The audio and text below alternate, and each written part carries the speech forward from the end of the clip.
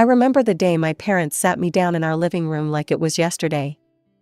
I was 7, wearing my favorite purple dress with butterflies, clutching my worn teddy bear as Mom and Dad explained they wouldn't be living together anymore. They were so calm about it. No screaming, no throwing things, just two adults who'd fallen out of love, deciding to go their separate ways. I didn't cry. Maybe I was too young to really understand what was happening. They divided everything so neatly. The house went to Mom, Dad moved into a new apartment, and I got 2 bedrooms. The custody arrangement was simple, 1 week with Mom, 1 week with Dad. And Dad, being Dad, made sure Mom and I were well taken care of financially. About a year after the divorce, Dad met Sarah. I still remember the first time he introduced us at a local diner. She had kind eyes and a warm smile, and her son Tommy was sitting next to her, playing with his French fries. "Hi Brittany," Sarah said, her eyes crinkling at the corners. "Your dad's told me so much about you." Tommy looked up from his plate. "Are you gonna be my sister?" I liked them immediately. Sarah didn't try too hard or act fake nice like some of Dad's previous dates. She was just real. And Tommy, who was 3 years younger than me, became the brother I never had. Around the same time, Mom started dating Richard. He moved in pretty quickly, and I noticed Mom seemed different, distracted, always touching her stomach when she thought no one was looking. They got married in a small ceremony at City Hall, and 2 months later, my half-sister Emily was born. I remember standing in the hospital room, looking at this tiny pink bundle in Mom's arms.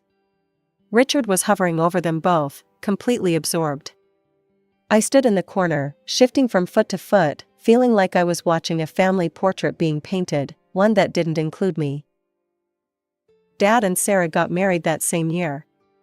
Their wedding was different, they made sure Tommy and I felt included in everything. Sarah even let me help pick out her dress, and during the ceremony, Dad made sure to include special vows to both Tommy and me. "Today I'm not just gaining a wife," he said, his voice thick with emotion. "I'm gaining another child to love, and our 2 amazing kids are gaining a bigger family." That night, as Sarah tucked me into bed in my room at their house, she kissed my forehead and said, "You know, Brittany, I always wanted a daughter. Thank you for letting me be part of your life." I hugged her tight, already knowing that while my family situation wasn't typical, I was lucky to have at least one home where I truly belonged. Life at Mom's house changed after Emily was born. It wasn't anything dramatic, no harsh words or cruel treatment.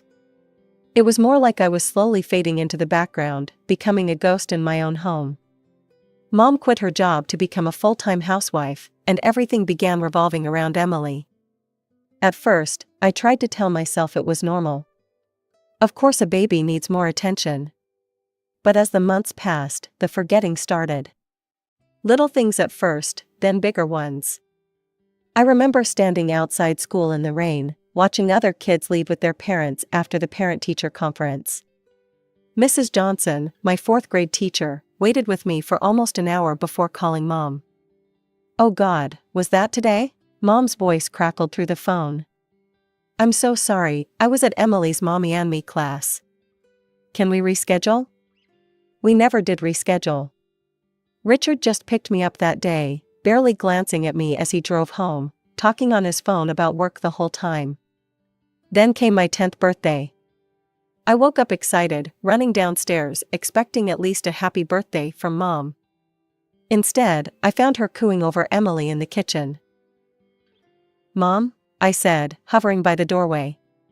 "Do you know what day it is?" She looked up, distracted. "Tuesday? Oh, I need to take Emily to her doctor's appointment." I stood there, my heart sinking. "It's my birthday." "Oh," her eyes widened.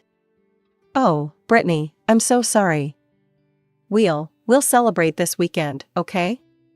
I just have so much going on today with Emily's checkup." But the weekend came and went, and no one mentioned my birthday again.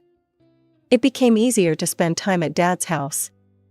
Sarah always made sure my favorite snacks were in the pantry, and Tommy and I would spend hours playing video games or doing homework together. Dad never missed a single school event, and Sarah often came too, taking pictures and beaming like I was her own daughter. I started spending more and more time there. A few days turned into weeks, then months. Mom barely seemed to notice. When I was at her house, she was always busy with Emily, feeding her, playing with her, taking her to playdates. Richard would come home from work, kiss Emily on the forehead, and retreat to his home office. Sometimes I wondered if they'd even notice if I disappeared completely. After about 6 months of me basically living at Dad's full-time, he decided to make it official. "I called your mom today," he told me one evening. "I think it makes sense for you to live here permanently. You're already here most of the time anyway, and I told her I'd stop the alimony payments since I'm taking care of you full-time now." Within hours, Mom was at the door, all worried looks and loving words. "Sweetie, I've missed you so much," she said, hugging me for the first time in what felt like forever. "I've been thinking about everything, and I want us to go back to our original arrangement. I want you home with me half the time, like before." I was 12 by then, old enough to see through it. The sudden concern, the promises to do better, it wasn't about missing me. It was about the money. Dad's alimony checks were the real reason she wanted me back. Emily was 5 when she started rubbing it in my face. She'd follow me around the house with this smug little smile, dropping her bombs when Mom and Richard weren't within earshot. "Daddy says you're not really part of our family," she told me one day while I was doing homework at the kitchen table. "He says you're just visiting." I tried to ignore her, focusing on my math problems, but she kept going. "Mommy and Daddy love me more than you. Last night, Daddy told Mommy he was tired of you being here. And Mommy said just wait until you turn 18, then the money stops and you'll be gone." It hurt, of course it did. But I'd learned to build walls around that pain. I had Dad and Sarah, who showed me what real family love looked like. I had Tommy, who was more of a sibling to me than Emily would ever be. Still, hearing your own mother basically counting down the days until she didn't have to deal with you anymore, that leaves scars. The years crawled by until finally, I made it to high school graduation. I sat between my two families during the ceremony, Dad, Sarah, and Tommy on one side, Mom, Richard, and Emily on the other. It felt like sitting between two different worlds. After the ceremony, Dad hugged me tight. "We're so proud of you, Princess." Meanwhile, Mom and Richard were already talking about my departure before we even left the school parking lot. "So," Richard said, jingling his car keys, "have you started packing yet?" They didn't ask about my college plans. Didn't care that I'd gotten into the business program with a partial scholarship. Didn't even pretend to be interested in my future. They just wanted to know when I'd be out of their hair. 2 weeks later, I moved my things to Dad's house. I remember sitting in his living room, nervous about asking for help with college expenses even though I knew he'd never refuse. "Dad, I got accepted to the financial analyst program," I said, playing with the acceptance letter in my hands. "I got a partial scholarship, but..." Before I could finish, Dad and Sarah exchanged glances and smiled. "We've already got it covered, honey," Sarah said, pulling out a folder. "We've been saving for your college fund since you were 8. I spent that summer working at the Silver Spoon Cafe, saving every penny I could. My shifts were mostly morning ones, which left my afternoons free to spend time with my real family. Tommy and I would go to movies, Sarah taught me to cook proper meals for when I'd be living in the dorm, and Dad, well, Dad just kept being Dad, always there with advice or a hug when I needed one. Mom never called to ask about my plans. Never stopped by to see how I was doing. Never seemed to care that her oldest daughter was about to leave for college. But by then, I'd stopped expecting her to care. College life started in a blur of new faces and experiences. My dorm room was tiny but cozy, and my roommate Jenny was nice enough, though we never became close friends. Between classes and my job at the campus cafe, I barely had time to breathe, but I made sure to call Dad and Sarah at least twice a week. They came to visit whenever they could, and Tommy would tag along, complaining about having to carry my laundry basket but always bringing me my favorite snacks from home. Mom never called. Not once. My 19th birthday came and went without even a text message from her. I shouldn't have checked my phone that day, shouldn't have hoped, but old habits die hard. Later that night, I made the mistake of checking her Facebook page. There they were, dozens of pictures of her perfect family. Mom, Richard, and Emily at the beach. Emily's dance recitals, family dinners, holiday celebrations. Each photo carefully staged to show their happiness, each caption talking about family time and loving my family. I wasn't in any of them, of course. I'd been cropped out of their family portrait long ago. I threw myself into my studies after that, determined to prove that I didn't need their approval to succeed. The years flew by, and before I knew it, I was walking across the stage to receive my diploma in financial analysis. Dad cheered so loud you'd have thought I'd won an Olympic medal. After graduation, Sarah approached me with an opportunity. Her brother Mark ran a successful investment firm in our hometown, and she'd mentioned my academic achievements to him. The interview with Mark went well. He was professional but warm, reminding me a bit of Sarah in the way he got straight to the point while still making you feel at ease. "Your credentials are impressive," he said, reviewing my resume. "But I need to be clear, the fact that you're my sister's stepdaughter won't earn you any favors here. You'll have to prove yourself just like everyone else." "I wouldn't want it any other way," I replied. I got the job and rented a small one-bedroom apartment near the office. It wasn't much, but it was mine. I worked harder than I'd ever worked before, taking on the projects nobody else wanted, staying late to perfect financial models, developing comprehensive growth strategies for our clients.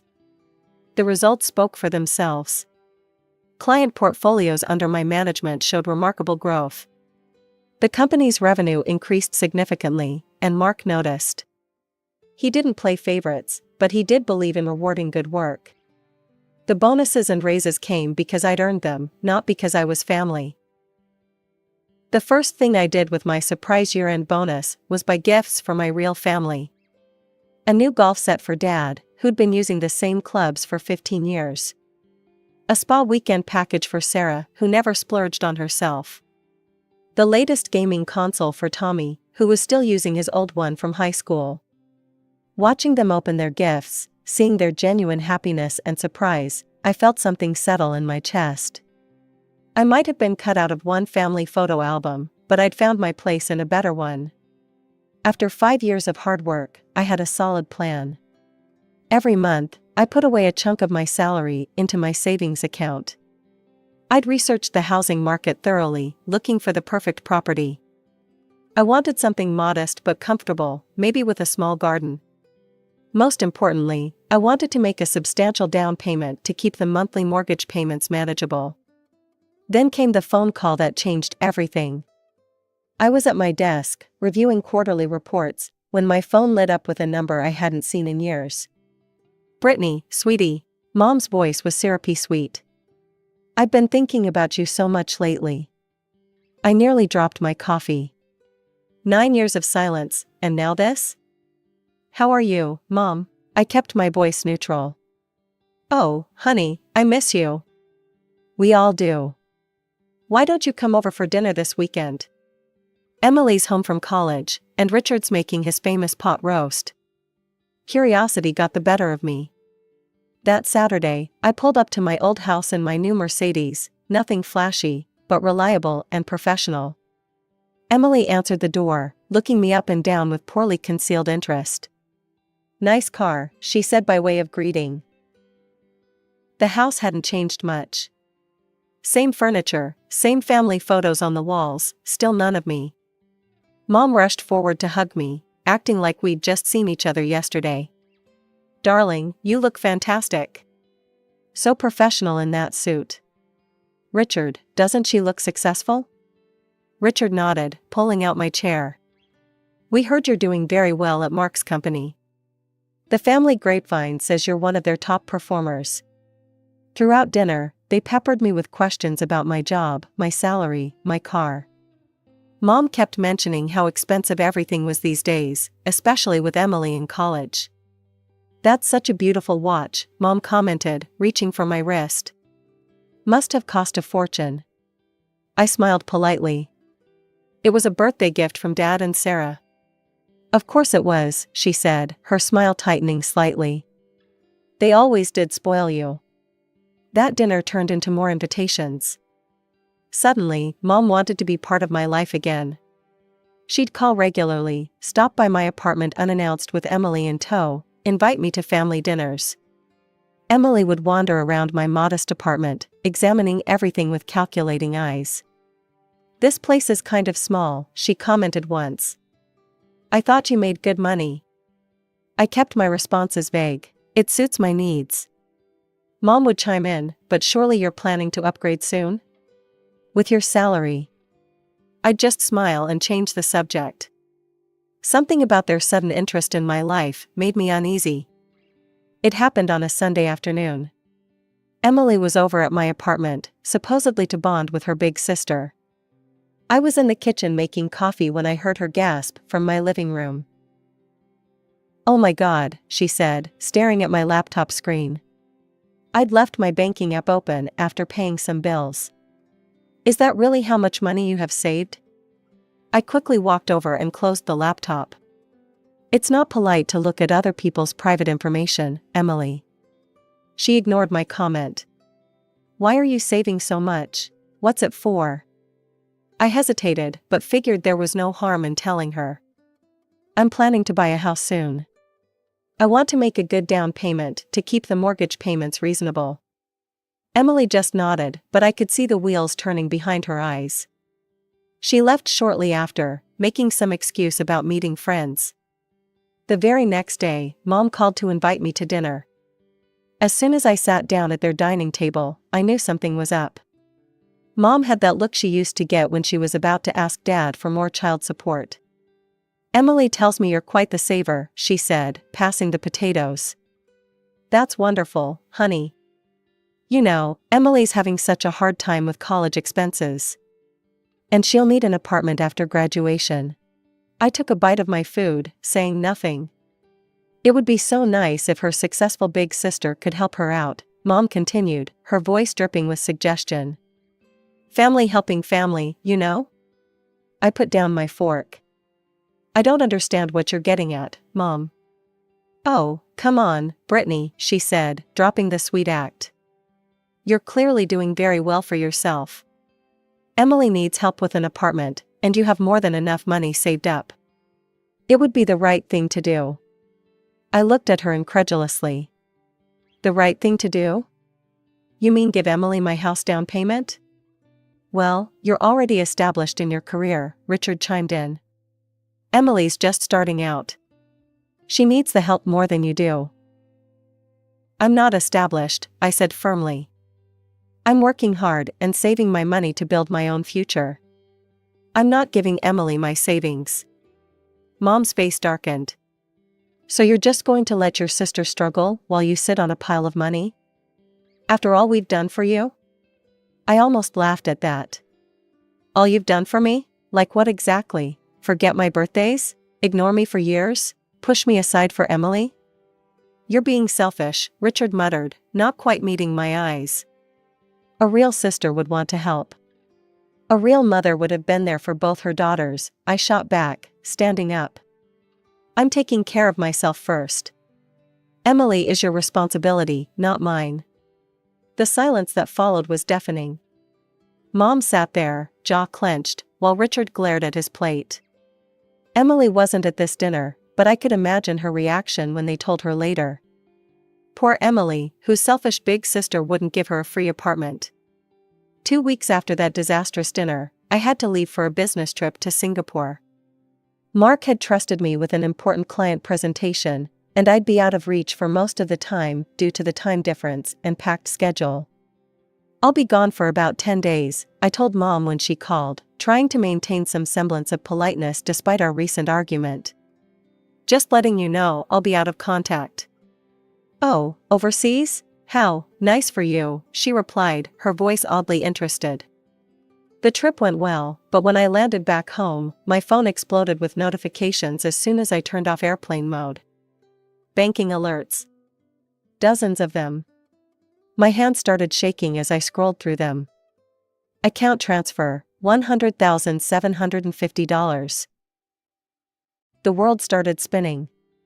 I rushed home, threw open my laptop, and logged into my banking app. There it was, a massive transfer to an account I didn't recognize. But the name on the transfer: Patricia Warren, my mother's name. I drove to their house like a woman possessed, my banking app screenshots pulled up on my phone.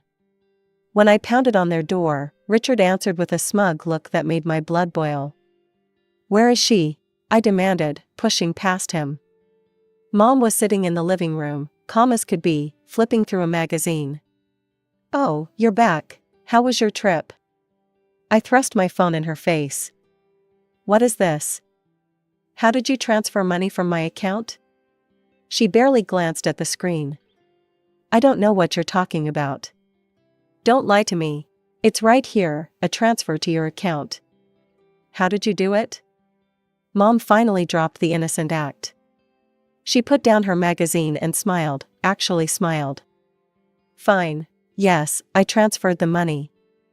Emily needs an apartment, and you weren't being cooperative. So we helped ourselves." "How did you even get into my apartment?" My voice was shaking. "Oh, honey," she reached into her purse and held up a key. "Remember when I borrowed your bathroom that day I visited? It only takes a minute to make a copy." I felt sick to my stomach. "Give me my money back, now. Or I'm going to the police." Mom actually laughed. "Don't be ridiculous. You won't go to the police, I'm your mother. Besides, you can always save up again. You have a good job, no responsibilities. Emily needs this more than you do. We've already found her the perfect apartment." "I'm serious," I cut her off. "Return my money, or I'm..." "Or what?" Mom sneered. "You'll send your own mother to jail? Please. You don't have the spine." Richard grabbed my arm and started pushing me toward the door. "I think it's time for you to leave. This is your last chance," I warned them. "Give me back my money." Mom's only response was to wave goodbye with a smirk. Richard shoved me out onto the porch and slammed the door in my face. The police station was quiet that night.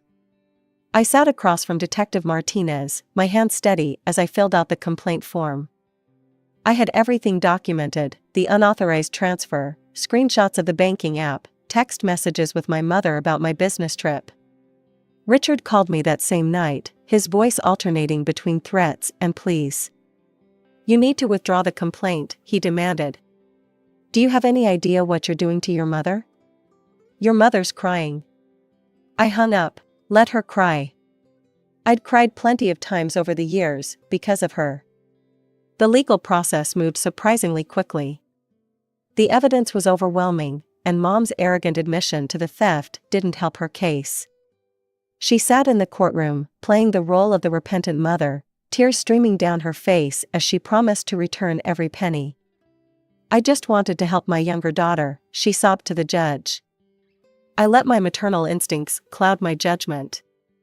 I almost laughed out loud. "Maternal instincts? Since when?" The judge wasn't impressed. "Mrs. Warren, your maternal instincts led you to commit premeditated theft and fraud against your other daughter. The only reason you're not going to prison is that you've agreed to make full restitution and have no prior criminal record." She got a suspended sentence and was ordered to return my money within 30 days. I got a restraining order against both her and Richard, just to be safe. Dad and Sarah were with me through all of it. They sat behind me in court, brought me dinner when I was too exhausted to cook, and never once said "I told you so" about letting Mom back into my life. "You did the right thing," Sarah told me after the sentencing. "They needed to learn they couldn't take advantage of you anymore."